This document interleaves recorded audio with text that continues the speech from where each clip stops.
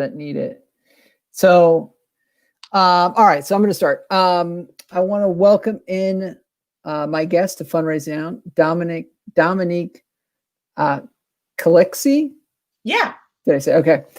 She is a fundraising and nonprofit advocate out of Boston, Massachusetts. She received her bachelor's in sociology from Providence College and her master's from Northeastern in nonprofit management.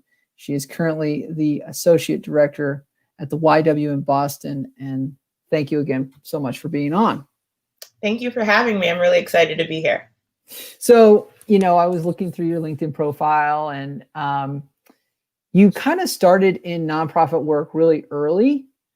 And like even probably in college, you were doing some nonprofit work. So what kind of led you into this field? And, was there a mentor or somebody that kind of sparked your interest in, fundraising, development, and nonprofit? Yeah, so it's really interesting that you bring up that I started really early, because I always talk about the fact that everyone's like, you have 6 years experience, you have such a long way to go. Yeah. I'm like, yeah, but I actually really got my start in the nonprofit space when I was in high school. So Wow. I actually spent a lot of time after school, because I went to a really unique charter school that really encouraged students during the summer and during after school to engage with the community in various ways. And so I chose to do what they called a prep project at various nonprofits within the city. And then I really got close to this one community center here in Boston, and I got connected to the then program director there, Ywca, who was like, I'm going to take you under my wing. You're going to learn the ropes about the nonprofit world. She had me on youth councils, and I was leading protests about youth jobs. Wow. Very early on. I was planning summits, and I was just really enthralled early on in the nonprofit world. And then I was like, I hate to disappoint you. I'm going to go to college and I'm going to be a business major. And she was like, I was like, yeah, I'm going to be a business major. I'm going to go into I don't know, maybe some international business, maybe some business law. And she was like, I don't see this for you. And I was like, you don't know what you're talking about. I am definitely going into business. And I got to school and I was like, yes, she's right. This was not for me. And that's when I really started taking my time and understanding the different areas of nonprofit. So I did some programmatic stuff. I did some stuff in the finance office. And while fundraising is related to finance ain't my game. Yeah. I'm not going to be with the numbers and just crunching them. I appreciate the people who do that for us. Shout out to my CFO. She's wonderful. We love her because she crunches our numbers, but I'm not doing it. And so I really started working at different nonprofits and figuring out different causes that I was passionate about. And that's really when I was like, okay, how am I going to be in the nonprofit sector? And I spent a lot of time in the fundraising space at Ywca in Providence. And I was working under the then director of development, Bobby Gondola, who really was like, I know you know nothing about this space. And you probably think it's just the most chaotic and toxic space ever, which was true. Came into it, I was like, oh, no. And now, after being under his wing and learning a lot from him, now I'm in the fundraising space, and I don't see myself leaving anytime soon. It's interesting you said business to start. I think that it's interesting, nonprofit sector, as we were talking about, sometimes can be really slow to evolve. Not all nonprofits, but some of them. And, the business sector is usually really nimble because it's a free market and, there's not really a lot of help for businesses. They have to either adapt or they don't, or they usually don't survive. So I wanted, is there any background in your family or any kind of sales stuff, or where did you kind of get this, because it seems like you apply some business kind of principles in nonprofit.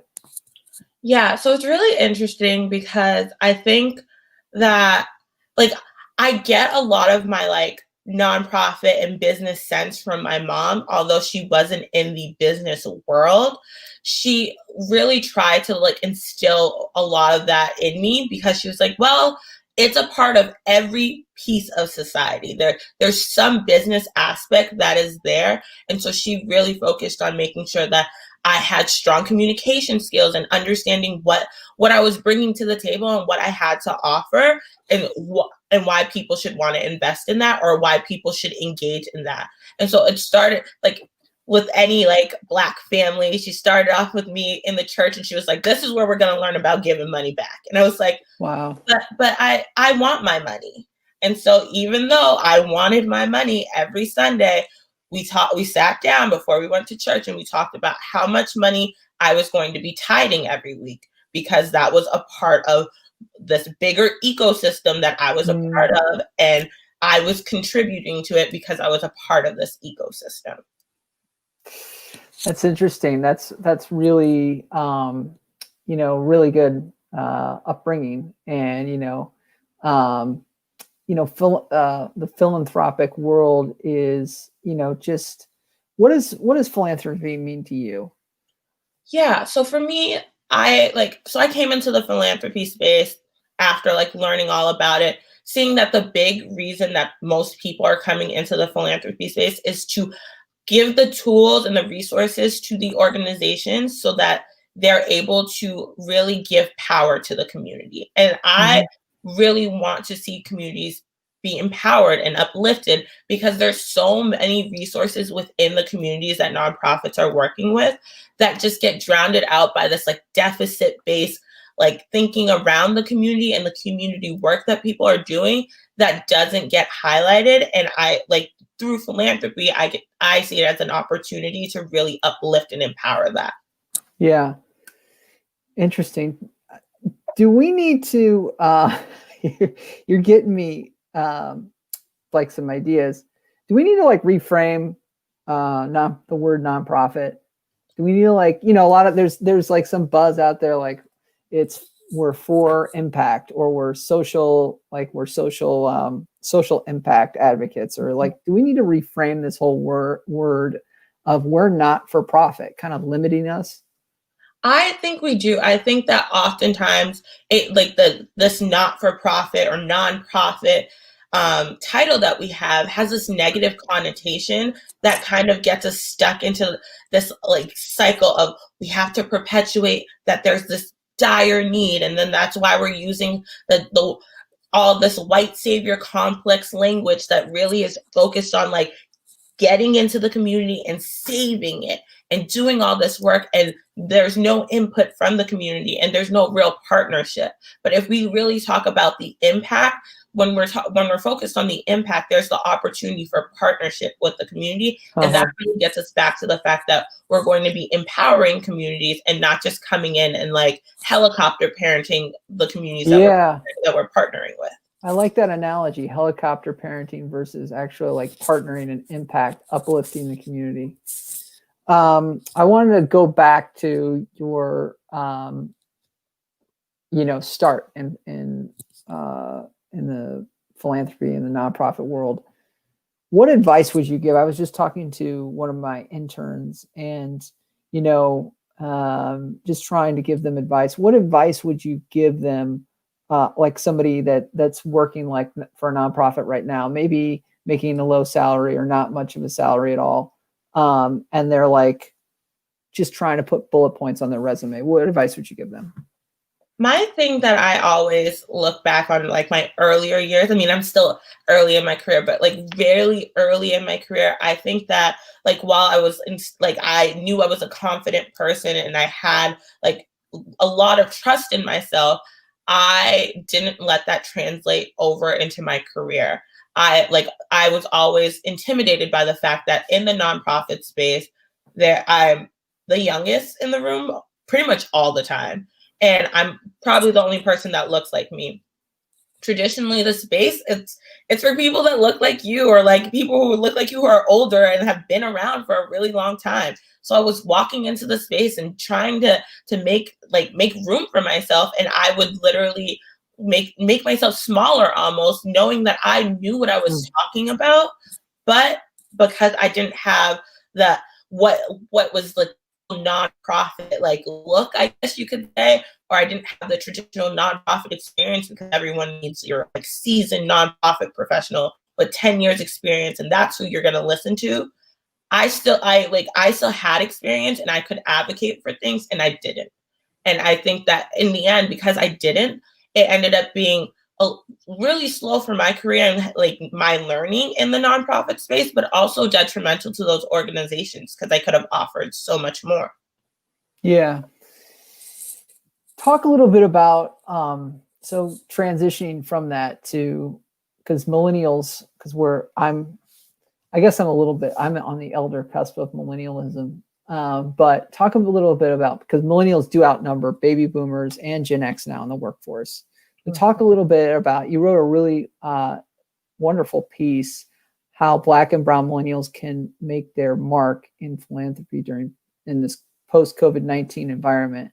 I guess talk about the broad, landscape of millennial donations and philanthropy, and then obviously how Black and Brown communities can impact the nonprofit sector.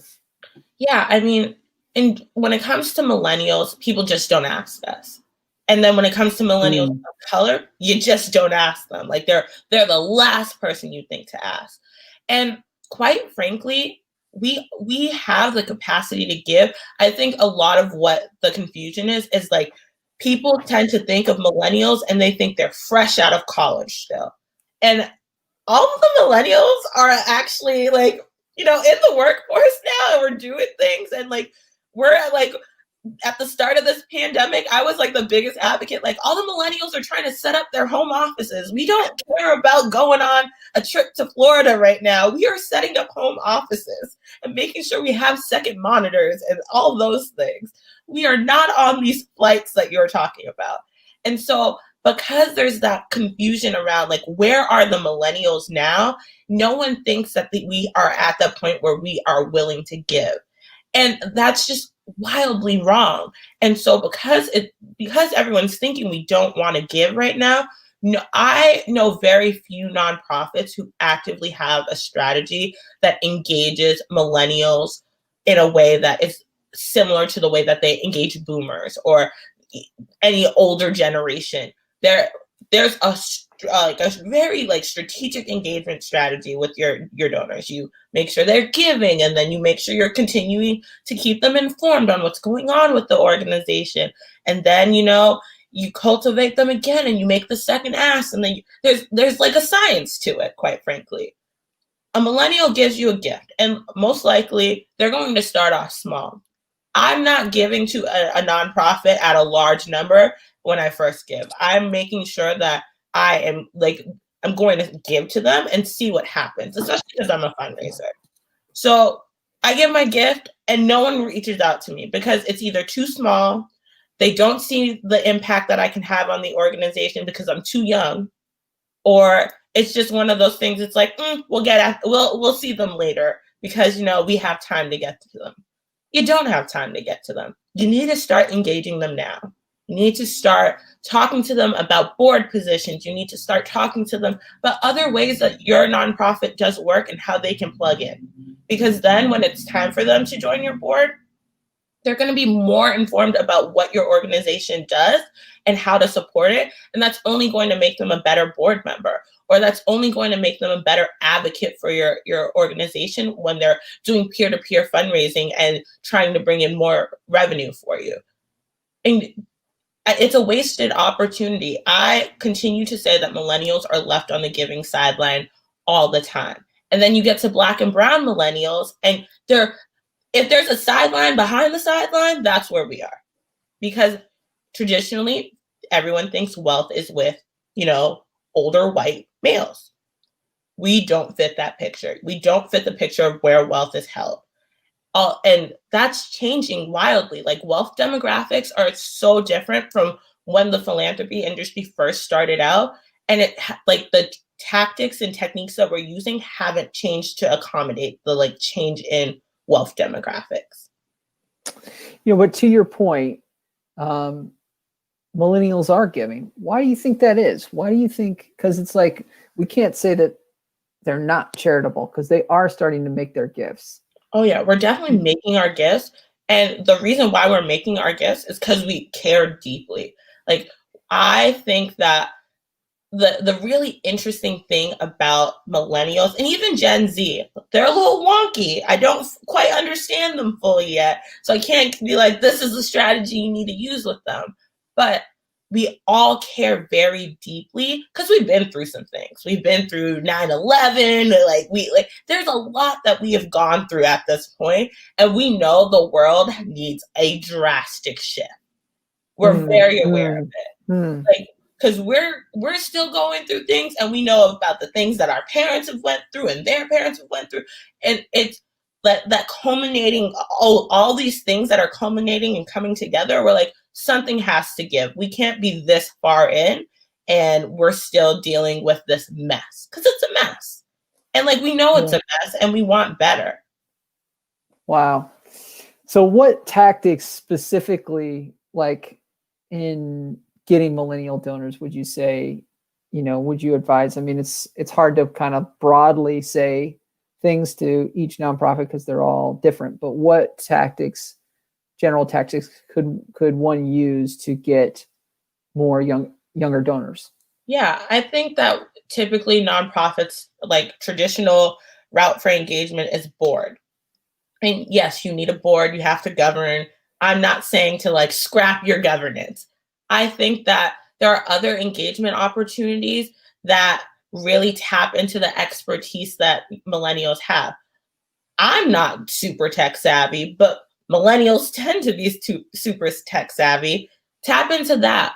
Tap into their ability to network and bring people and connect people.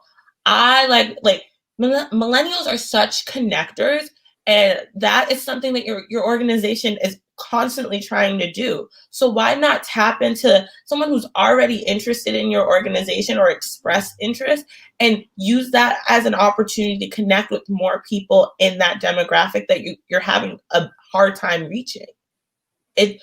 Millennials want to feel like when they're connecting and engaging with organizations, they're actually creating an impact. They're giving something tangible to the organization. After they feel like they give something tangible to the organization, then you'll see more of their dollars committed.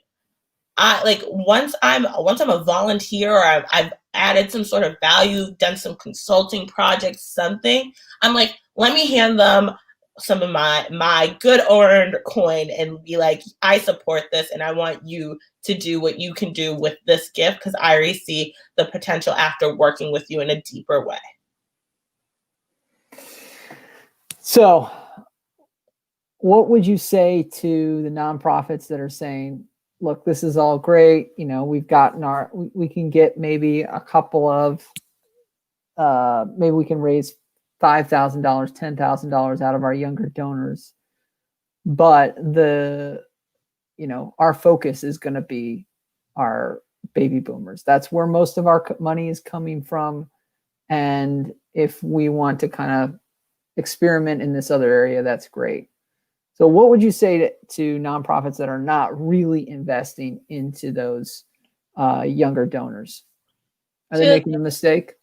They're making a huge mistake, because the thing is with the boomers is they have to get trained and learn the ways of philanthropy. It wasn't that they woke up one day and they're like, I have a philanthropic bone in my body and I'm going to start giving it high doses of my money to this organization and this organization. No, that's not how this all started.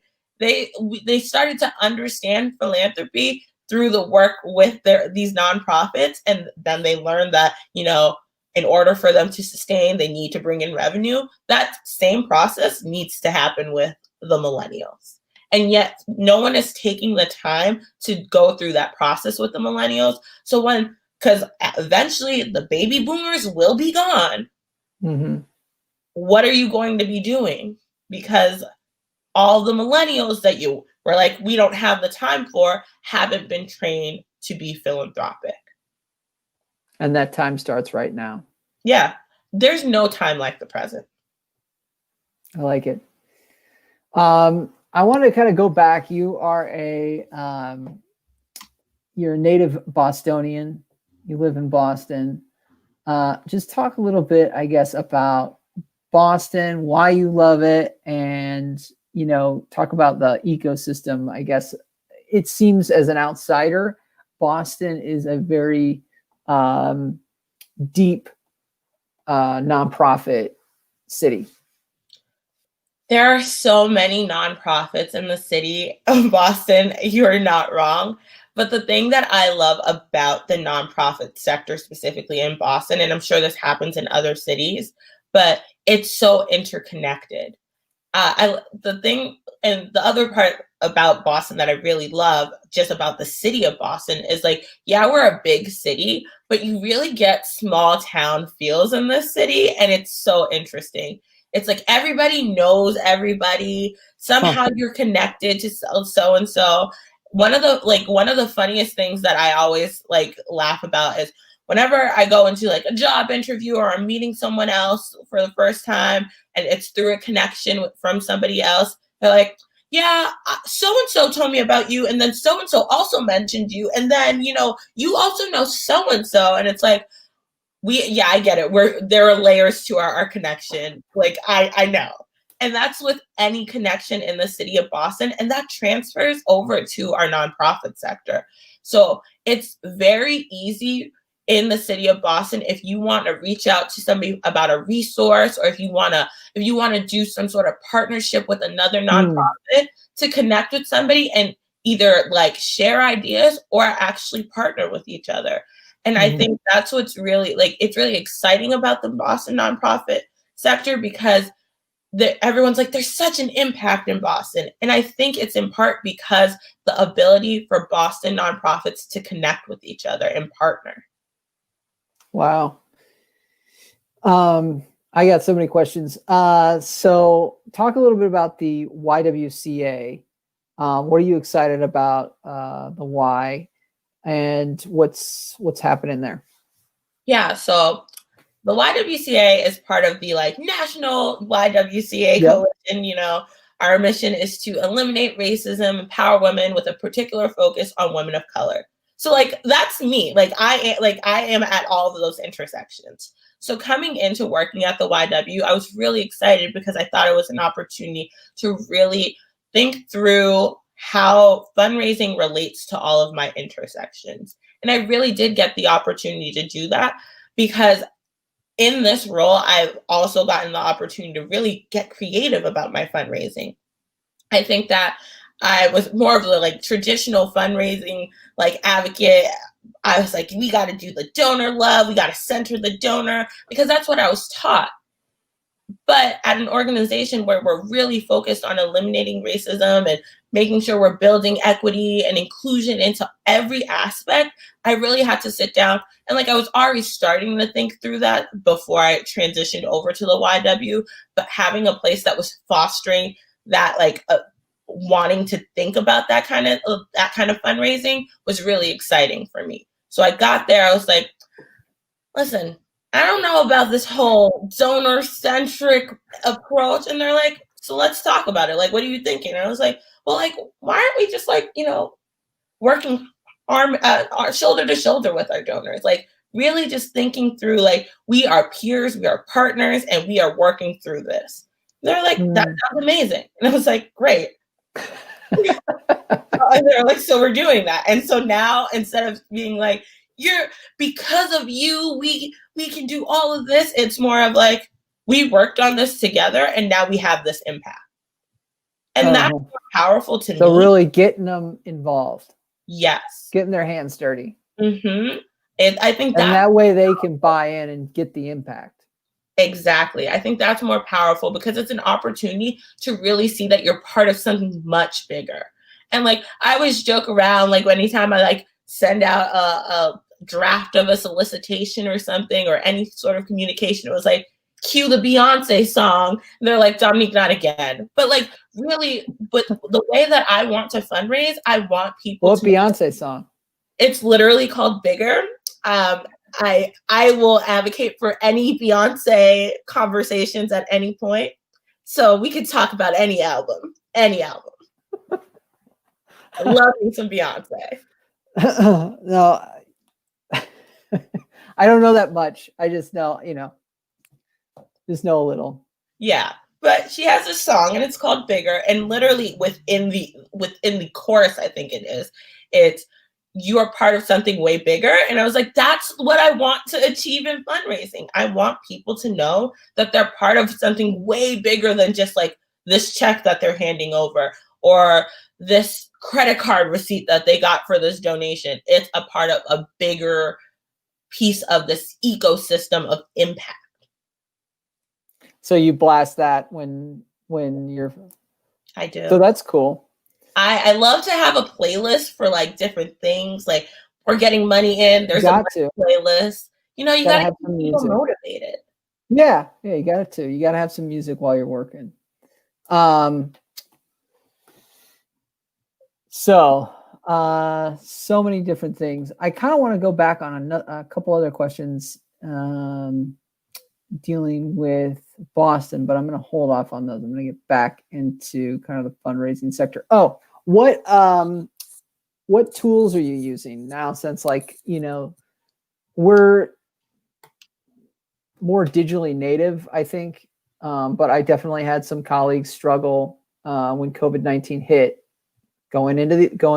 getting away from the office, like ripping away from their desks into the office or into the home office environment where I was and you were very comfortable. So what tools are you using to, continue to work and engage donors, like Zoom calls, anything on social media, anything like that?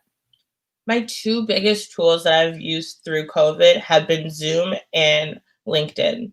And I think really LinkedIn supersedes everything. I have spent active time on LinkedIn just trying to connect with different people around corporate sponsorships or even just connecting with people who are posting about things that connect to the YW's work. Yeah. And I will sit there I actually learned this because I will sit there for hours doing this. If you don't have premium, you have a limit on how many searches you can do. Oh, interesting. Yeah. So, if you're like me and can go down into a wormhole, you might want to get, this is not sponsored, but you might want to get Zoom LinkedIn Premium because then you're like, okay, I can't search for anything for a month. Yeah.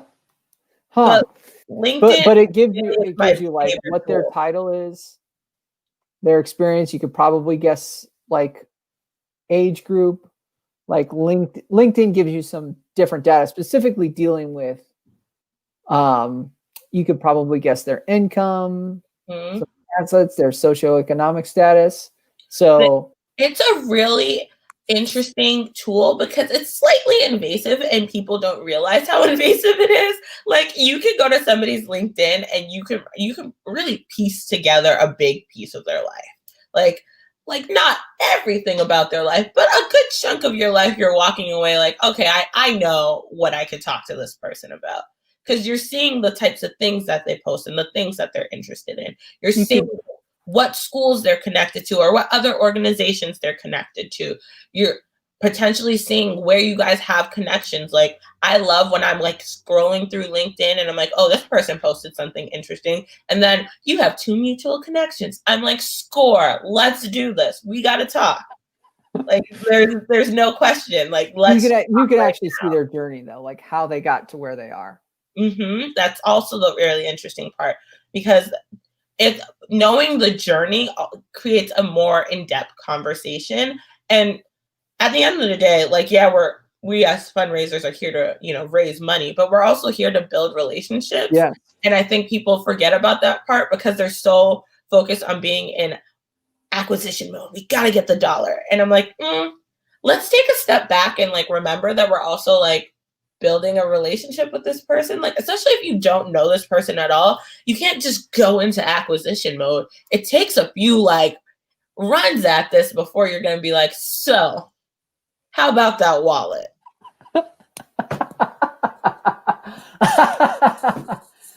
That's the line. Yeah, that's the line of this podcast. I'm going to put that's the title. Yeah. How about that wallet? With the lean in. You got the lean in is important. Your power stance, if you will. Oh, that's awesome. All right. I might have a few other questions. I wanted to talk a little bit. I wanted to go back. You're an advocate of, sounds like you're an advocate of charter schools. Talked a little bit about that's kind of your start. It's a real kind of a political pawn or something that's going on. People are saying, really need to start doing more charter schools. Some people are saying no, traditional schools are really good. As a product, I guess, of a charter school, what are your feelings about it?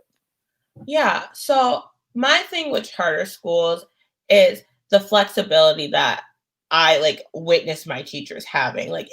And it wasn't that like regular public school teachers don't have flexibility, but like I could literally compare the curriculum that I was going through and the curriculum my brother was going through. Because my brother went to a regular Boston public school, he went to an exam school, and like my favorite question, like from when I was in high school, was my mom. It was probably, I think it was my junior year, and my brother is only 2 years older than me, so like it was fresh in her mind. She was like, "What's that?" And I was like, "Oh, it's my history book." And it was The People's History by Howard Zinn. And she was like, "That's not a history book." I was like, "Yeah, no, this is my history textbook." And she was like, "This is a history textbook," because my brother, he still had some of his high school textbooks at that point. And he was like, "Yeah, this is what I had in my junior year." I was like, "Well, this is my history textbook." Wow. Like, I don't know what to tell you. Like, you could call my teacher if you want. Like, this is my actual history textbook. And for the longest time, she wouldn't believe me. She thought I wasn't bringing home my history homework because she was like, "That looks like something you would read for leisure." And I was like, "Well, it's not." Because like we had like a little paperback version of it. It wasn't like it was a hardcover or anything. Yeah. Like, this doesn't look like your traditional history book, and it's not talking about the things that you read in a traditional history book. Yeah. Well, this is what it got to the point my mom came to the school and she was like, "Where's the history book?" And my teacher was like, "Well, it's right here in her hand." And he like took it out of my hand and gave it to her. And she was like, "No, you gotta be kidding, right? You're in on the joke." And that was my history textbook. Even something as simple as like when I was in 8th grade, I was reading The Native Son. Like, these are the kinds of experiences that I was fortunate enough to have at my charter school that I really value. I think it really helped shape me as a person. And that's not to say that public schools aren't shaping their students in a similar way. The amount of well, I guess not luxuries. Luxury is the wrong word. The amount of flexibility that my teachers had to kind of really give us a well-rounded education, really, I valued it. It was the type of education I personally needed. Mm-hmm. Cool. Interesting. So final couple questions. Where do you see the industry going?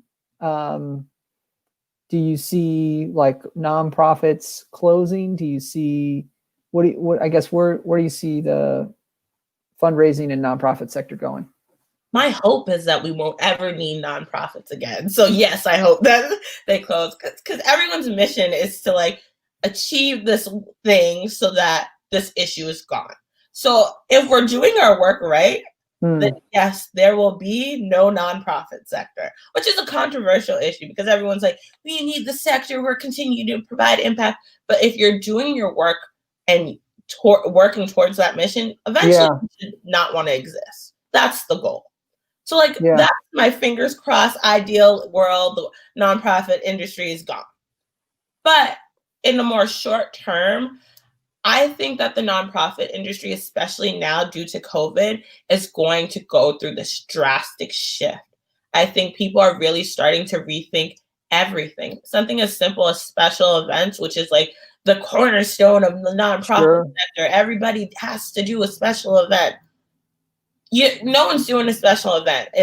Everything's on Zoom, everything's virtual. So really, you're rethinking it and you're getting really creative, and you're getting creative in a way that's opening up the doors to a lot of new people.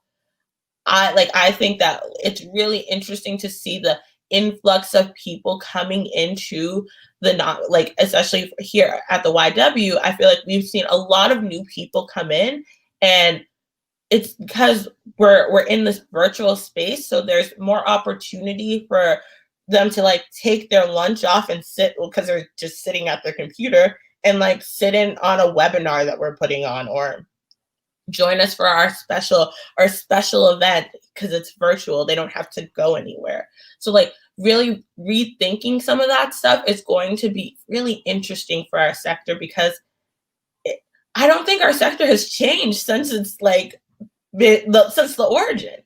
It's kind of like we do what's tried and true, and that's it. And now we're in this like what's tried and true doesn't really make sense, so we have to rethink it. And that's really exciting to me. Interesting. Dominique Calixte, where can people find you? Where can people get in touch with you? Well, obviously people can find me at the YW. Like you mentioned, I wrote that article on how nonprofits can really start to engage with millennials, particularly millennials of color. But also I have an Instagram page, Nonprofit. I post lots of graphics and things all related to the nonprofit sector, things as like me as an emerging nonprofit professional, from throwbacks to when I was a wee young nonprofit. I guess I'm still a wee young nonprofit professional, but in my earlier days, I post about that. I try and talk about different advocacy things on that page. And I also do that same stuff on Twitter, but with like a sprinkle of Boston sports and, pop culture. So a mix of lots of things on my Twitter, but really, if you're really concentrated on the nonprofit stuff, I would go to my Instagram, but I welcome people on both platforms. Cool. Dominique Calixte is a rising star in the nonprofit sector. She's currently in Boston at the YW. Please do follow her accounts. And yeah, thanks so much, everybody, for listening. I'll see you next time. Thanks for watching. Don't forget to subscribe down below. You can also find additional content by searching the YouTube page. And finally, you can follow me on social media for all things relating to FRN Fundraise Now, linked below. Have an awesome day.